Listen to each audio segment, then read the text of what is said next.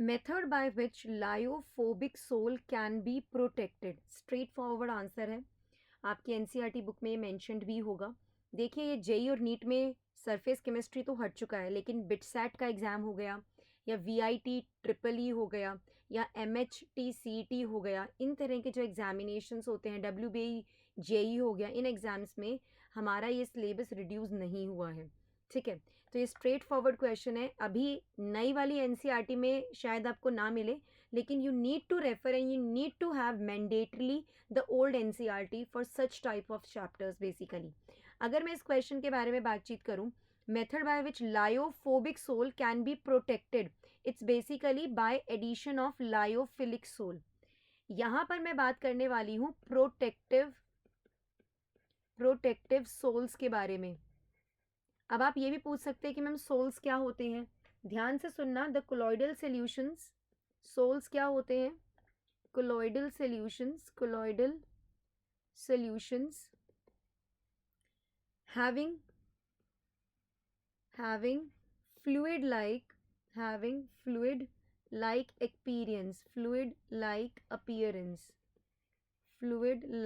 appearance, that means when I talk about solid and liquid, yes they are known to be as souls। चलिए ये बात अलग थी, अब मैं बात कर रही हूँ लायोफोबिक सोल्स को हम कैसे प्रोटेक्ट करेंगे। सम लायोफिलिक सोल्स जो है, they can act as protective souls, okay, for some liophobic souls and protect them from coagulation and protect liophobic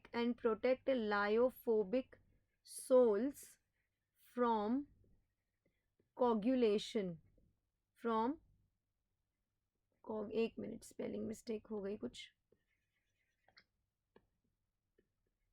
coagulation, they lyophilic sols जो हैं they protect lyophobic sols from coagulation by forming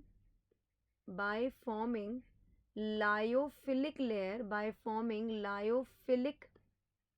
layer around colloidal particles,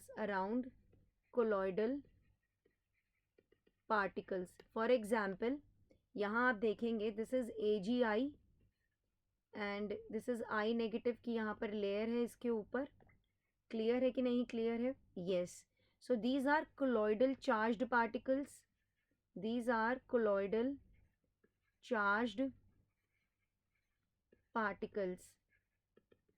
अब ये coagulate ना हो, इसके ऊपर एक lyophilic layer हम बना देते हैं, लायोफिलिक लेयर इसके चारों तरफ आ जाती है in order to protect it from coagulation. So the protection power of lyophilic soul is represented in terms of gold number. ये आगे की बात है, लेकिन इस पर्टिकुलर क्वेश्चन के लिए the best suited answer is by addition of lyophilic soul. Lyophilic के बारे में अगर मैं बात करती हूँ या लायोफिलिक कोलॉइड्स के बारे में अगर मैं बात करूँ, सो the colloidal system in which the particles of dispersed phase have great affinity for the dispersion medium, solvent loving होते हैं ये, ठीक है।